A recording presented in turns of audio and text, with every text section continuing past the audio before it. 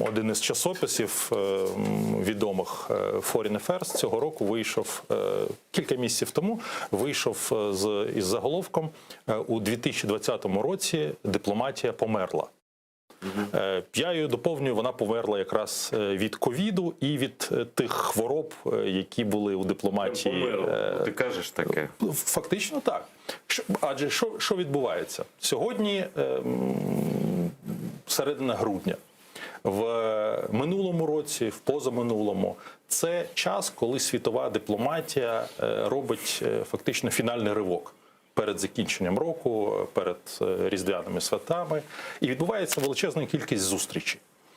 Зустрічі в Брюсселі, зустрічі Україна-ЄС, саміти НАТО, міністерські зустрічі в ОБСЄ, Генеральна асамблея ООН працює, схвалює важливі для нас резолюції. Тобто, як у артистів «Йолки», так у вас, значить, вот это все. Ну, це такий, да, це такий, можна сказати, фініш, да, і такі собі корпоративчики, да, дипломатичні. Але для дипломатів це надзвичайно важливо, тому що у дипломатів є одна дуже важлива штука, як довіра. Довіра, вона не може виникнути між людьми, які не знають одне одного, які сидять і бачать тільки маленьку іконку в екрані. Ну, або щирої і відвертої розмови, вона можлива от в таких умовах, як ми з тобою сидимо і розмовляємо. Коли ми за екраном, або камера десь далеко мене знімає, тобі транслюють сюди, зовсім інше відчуття. Так само і у дипломатів.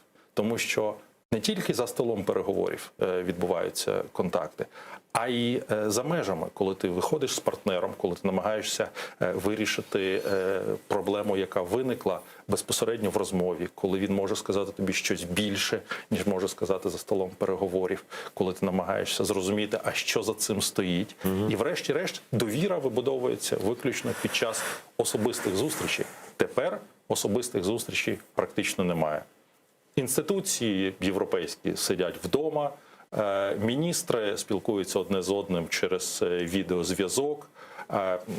Кілька тижнів тому у мене були переговори теж по відеозв'язку, і ти розумієш, що кожен сидить вдома, у когось інтернет поганий, ти його бачиш із запізненням і вирішуєш відключити відео. І виходить, що ти 2 години ведеш переговори з таким от маленьким динаміком, який стоїть перед тобою. І ти до нього нахилився і намагаєшся з цим динаміком вгадати емоцію. Що ти не так розслышиш. Да. Тому це дуже сильно обмежує дипломатію, і вона вже не така, як ми знали. Дипломатія – штука, насправді, дуже консервативна. Але я думаю, що так само, як діти навчилися ходити в школу через Zoom або через веб, так само і дипломати майбутнього не будуть витрачати багато часу на якісь перельоти, а вирішувати те, що можна вирішити, якраз через відеозв'язок.